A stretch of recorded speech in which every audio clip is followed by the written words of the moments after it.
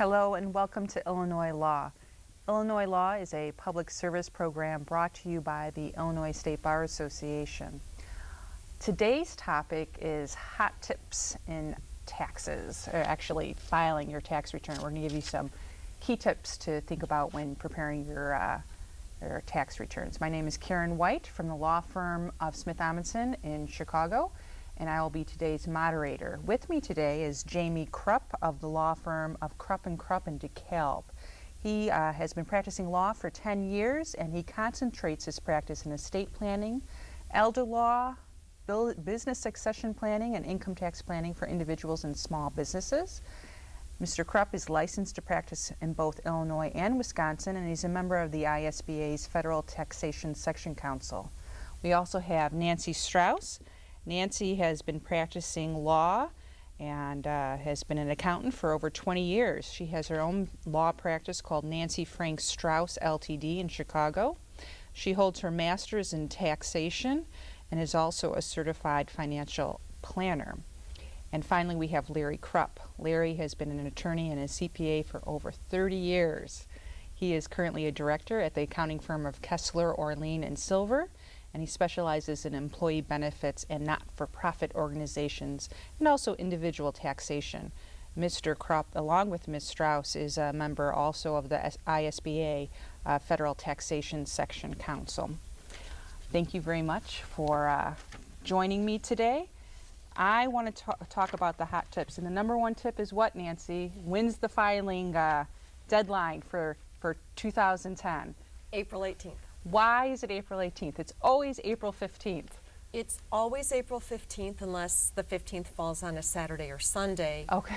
However, Friday the 15th is a holiday in Washington, D.C., so the IRS will not be working that day, at least in Sure. D.C. So it was rolled over to Monday. So I can wait until what, maybe the 13th, Larry, before I start getting things together? Well, you can. Of April? You can if you want to do your return yourself. But if you're planning to use a professional, a paid preparer, I would suggest that you start now looking for a paid preparer, because by about April 13th, any paid preparer is probably going to be backlogged already and won't be taking on any new clients at that time. Clients. And let's go to hot tip number 2. I'm going to go. I'm adding one from our previous conversation. Self-filing, or should we hire a paid preparer? Jamie. Well, I think like we've discussed before, that it depends on your situation. For someone who has wage income and receives a W-2 and will not itemize their expenses, their deductions, I believe it probably is very feasible to file your own return. But for example, if you're a higher income earner, or you have multiple deductions, there's one thing called alternative minimum tax, which basically requires that you compute your tax liability in 2 different ways, and then you have to obviously pay the higher, and that is a very difficult. That is not fair. That's no, what it's not fair, and it's a very difficult and contrived calculation. And if you have a paid preparer handle your return, their programs will automatically compute both ways. Okay, before we get to the next tip, what's the difference between a paid preparer and a tax attorney or a CPA? Are they all the same thing? Larry? Well, a CPA and attorney, would be a paid preparer, but there's no requirement that a tax preparer be licensed as a CPA, as an attorney, or anything like that. Anybody can just, hang out a sign saying tax preparer. But starting this year in 2011, anybody who does prepare a return for payment must register with the IRS. Up until this year, there was no registration requirement. All right, so there's a little check and balances. Correct. There. Sure. Okay, let's talk about another tip that we like to call penny wise, pound foolish. You came up with it, Jamie, so Yes. tell me what that is, and Well, your dubious deductions. Yeah, that's the tendency, I think, for people to obviously want to take as many deductions as they can take. The tendency for people to give and receive curbside advice, which usually isn't good advice. For example, I had someone say, I bought 3 suits during the year. I wear this suit sometimes to work, and I can deduct the expense of those and the dry cleaning for them, and that's not the case. Is that That's a not real the case. example? No, you cannot, because that's, well, it is a real Real example, example? but you cannot take that deduction because that's not what the IRS considers to be a uniform.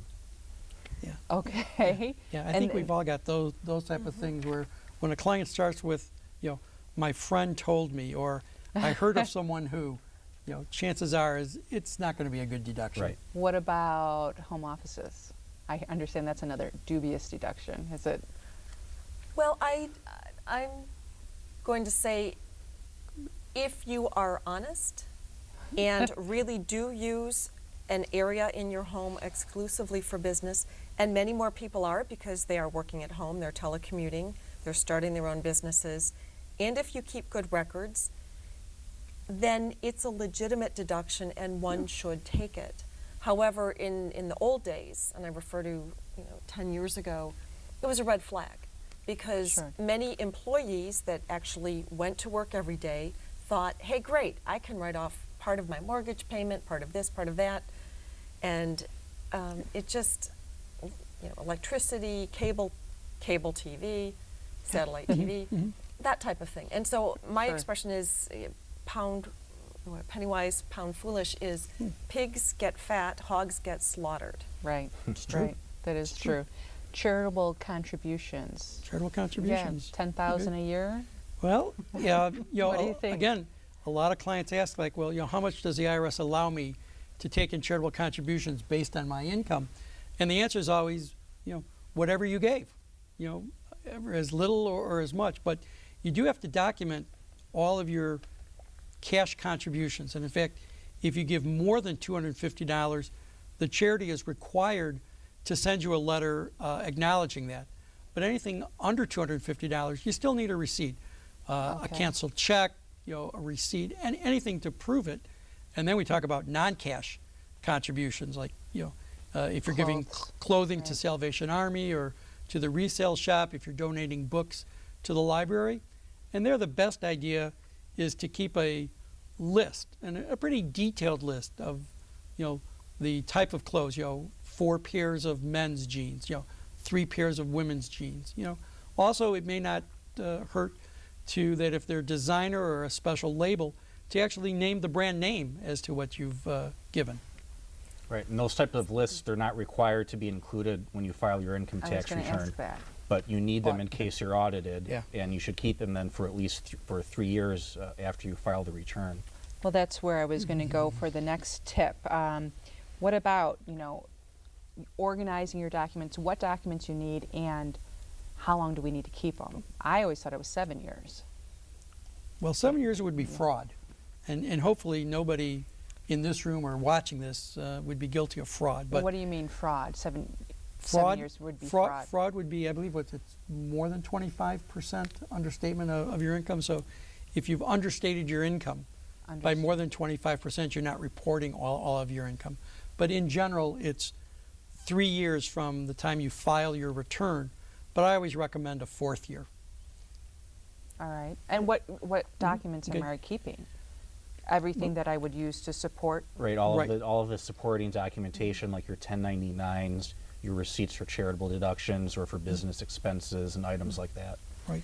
And there actually are some documents that you're going to want to keep longer than, I always say 7 years. I'm a pessimist. I say 7 years. But for example, you bought stock Okay. and you hold on to it for 20 years. Well, 20 years down the road, you're going to need to know what you paid for it to establish your tax cost for selling it, for determining any gain or loss on that. If you buy a home, you want to keep a copy of that closing statement until you sell your home. Right. Plus any major repairs Plus- or improvements, too. Exactly. Plus Right. any major Right.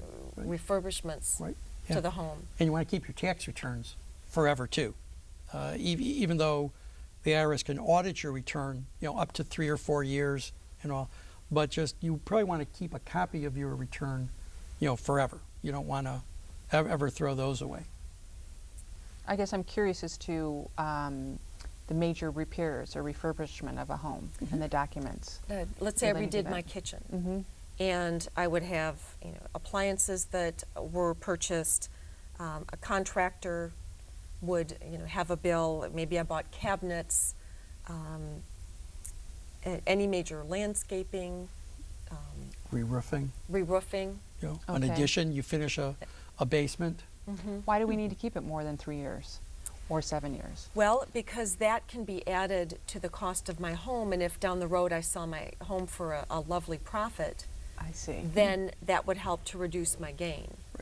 Understood. No. And I That might makes say sense. that the tax laws recently have been far more generous on excluding gain. The general rule is a single person can exclude up to $250,000 of profit. And in this day and age, that would be lovely to have that much profit on It sale would. of a Maybe home. that's why they're being so generous.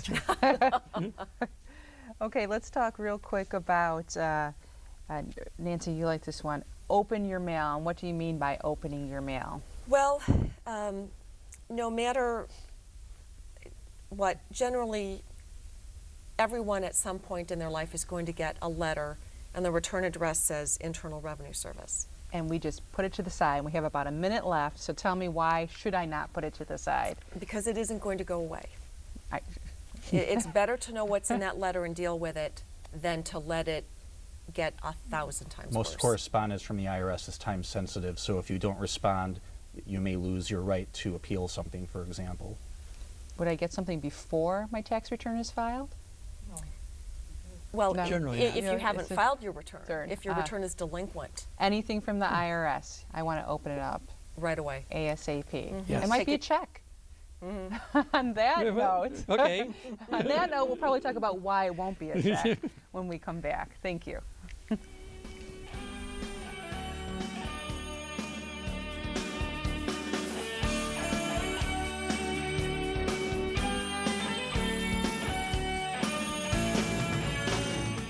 Well, bye, Tyler. Bye-bye, Tyler. Dear, it's time for serious talk Oh? about my daycare.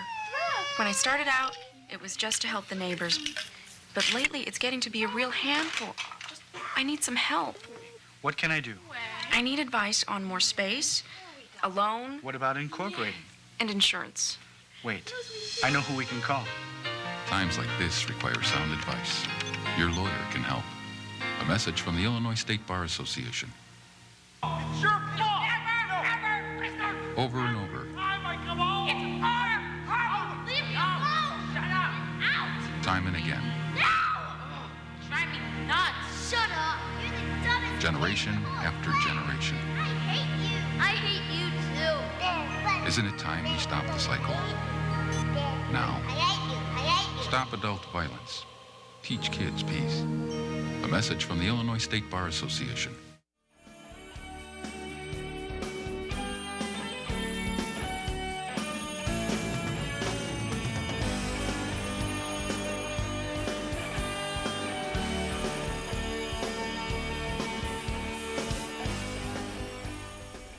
Hello and welcome back to Illinois Law. We've been talking about some hot tips that we suggest to you to think about when filing this year's tax return. My name is Karen White from the law firm of Smith Amundsen LLC in Chicago.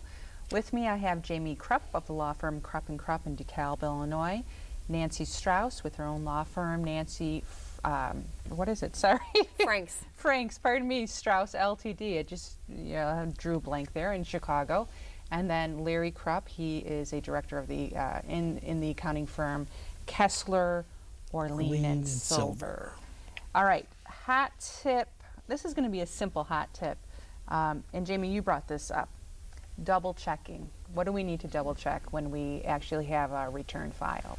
Well, you want to do two things. You want to double check the math on the return itself, so to make sure that 1 + 1 does equal 2 on the return. Sure. But you also want to double check the figures on the return with the numbers on your 1099s, for example, so the third-party documents that you receive that verifies your income or items of deduction.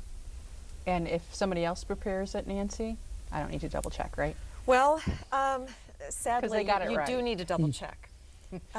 Because ultimately, although the tax preparer does sign the return saying they've prepared it as accurately as they can, if there's an omission or if there's a glaring error, and it's hard to believe, but errors do happen, especially closer to April 15th, The final responsibility for any problem rests with me. Well, Wow. with the With the The person, with the taxpayer. taxpayer. Right, yep. Yeah. What are some other key items that we need to double check? So security numbers, right? Yes, so security numbers, make sure that, you don't transpose. Also, it's That would important. be easy to do. Right, it's also yeah. important to check the 1099s and your W-2 to make sure that your employer and the banks and the brokerage houses and the mortgage company has your social security number correct too, because sometimes they can transpose a number. Sure, that makes sense. Okay. All right, it seems something simple, but that's a really key tip to remember. What about, we talked about dubious deductions. Let's talk about overlooked deductions. Larry, what are some deductions that maybe we're not aware of or that we simply forget? One would be union dues, because a lot of times you're not really paying the union dues. It's coming out of your paycheck, and it's not reported on your W-2 either. You have to kind of just look at that December 31st pay stub to make sure that you've got your union dues. Sometimes people forget their medical insurance, that if they're on Social Security, the Medicare that's withheld from the Social Security payment does qualify as medical insurance. So a lot of times these are items that you're not actually writing a check for or paying for, but they're being deducted from other sources of revenue. Okay, and I asked this question before. The difference between a deduction and a credit. A deduction comes from what? Right. A deduction reduces your income that is subject to tax. Okay. A credit reduces the actual taxes you pay. So if you have a choice, you'd rather take a credit because you get a dollar for dollar savings. For example, I owe $1,000 in taxes and I have a credit of $500. That Right. means I'm only paying $500 in Correct. taxes. Correct. Okay. All right. Are there any overlooked credits? I don't know. Well, One thing would be that if you have a child born during the year, even if that child is born on December 31st, you can receive the whole credit as if that child had been alive for the whole year. That's So I good. guess that gets one situation where family planning and tax planning intermingle. I never thought of it that way, but that's okay. Very good. Any other overlooked deductions or credits, Nancy? Well, just I'm piggybacking on what Larry had said. Sure. Is on that final pay stub, for some employers, you can contribute or you're required to contribute to a charitable organization during the year. And so that comes out of your wages. And it appears on your final pay stub. That's often overlooked. Sure, absolutely. Okay. Sure. Are there resources online that lists deductions to think about? Jamie? I mean, is I don't there- know if there's a place that lists every possible deduction in one neat packet where you could find that, but would the be IRS nice. does have publications for charitable deductions, publication for business expenses, for child care or dependent expenses, so you can find that information on the IRS website. Okay, and that's irs.gov, Right. correct? Correct. All right, great. All right, let's go to our next what if tip. What if I prepare my return or somebody prepares it and unfortunately I owe a lot of money that I don't have? Can I just not file the return? no, And no, file a return. Not pay the, how about not pay the money? That you can do. Not Okay. paying, you can do, but you should file. Okay. A lot of people, reach that situation and say, well, I don't have the money to pay, so I'm not going to file. I'm not going to tell the government until I have the money, and then I'll file. And that's a mistake, because you should file your return, because there's penalties for paying late and penalties for filing late. And even if you file and don't pay, at least now you'll only be subject to the late payment penalty.